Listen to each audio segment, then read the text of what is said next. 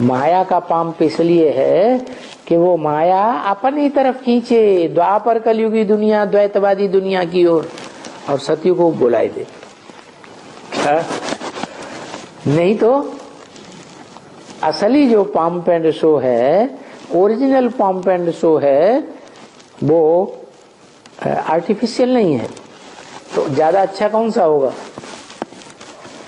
Artificial या original? Artificial अच्छा होगा, है?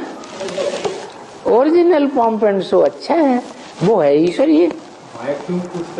है तो सत्य को भुला दे, उसको माया से क्या फायदा होगा? वो फायदा होगा कि हमारे अंडर में रहोगे, माया रावण के राज्य में रहोगे, नहीं तो तुम राम के राज्य में चले जाओगे। हर कोई दूसरे को अपने अंडर में रखना चाहता है कि दूसरे के अंडर में होना चाहता है,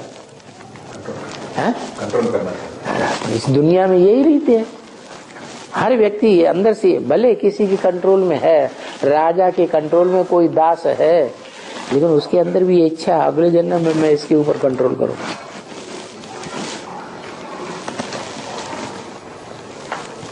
तो माया भी यही काम करती है, हमारी बुद्धि को सत्युग में जाने से रोक लेती है।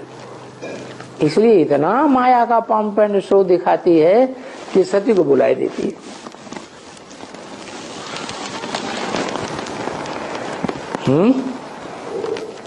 माया बाप को बेटी होते ऐसे काम क्यों? बाप की बेटी मायावी बेटी क्यों कहा जाता है? मायावी बेटी क्यों कहते हैं? है तो बेटी, लेकिन बुद्धि में उसके माया घुसी हुई है। बेटी है तो बेटी की तरह रहना चाहिए कि जैसे कुमारिका दादी ने टाइटल ले लिया था अमेरिका में जाकर के। कौन सा टाइटल ले लिया है? World mother. ठीक, तो वर्ल्ड मदर बन के बैठेगी बाप के सामने, तो माया नहीं है, मदर है तो बेटी, लेकिन वर्ल्ड मदर बन के बैठ गई बाप के साथ, जगत पिता के साथ। तो बुद्धि में माया घुसी हुई है ना।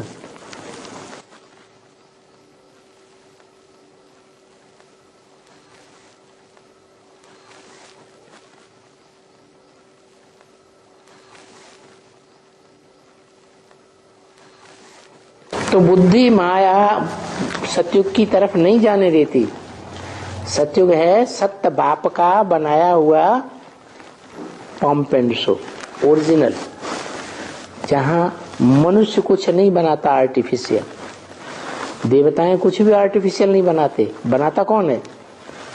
ऑटोमेटिक प्राकृतिक तौर से महलवाणियां, अटारियां, वो क्या नाम, पर्वतों की गुफाओं में बनती रहती है। इसलिए ये सभी मनुष्य कहते हैं कि अभी तो स्वर्ग है ये दुनिया, देखो ये एरोप्लेन है, ये चारों जगमग जगमग बत्तियां जल रही हैं। कैसी पंप एंड शो! ऐसा पंप एंड शो कोई 200 वर्ष पहले थोड़ा ही था। ये बिजली का जो दिखाई पड़ता है वो था क्या? नहीं, कल कारखाने ये अब हुए हैं, तो ये पहले थे ही नहीं। स्वर्ग में थे नहीं, अभी ये स्वर्ग में कहां से आवेंगे? उसके आर्टिस्ट चाहिए ना, ज्ञान चाहिए ना। तो देखो ये ज्ञान बन रहे हैं यहाँ। क्या कहा है? कैसा ज्ञान बन रहा है?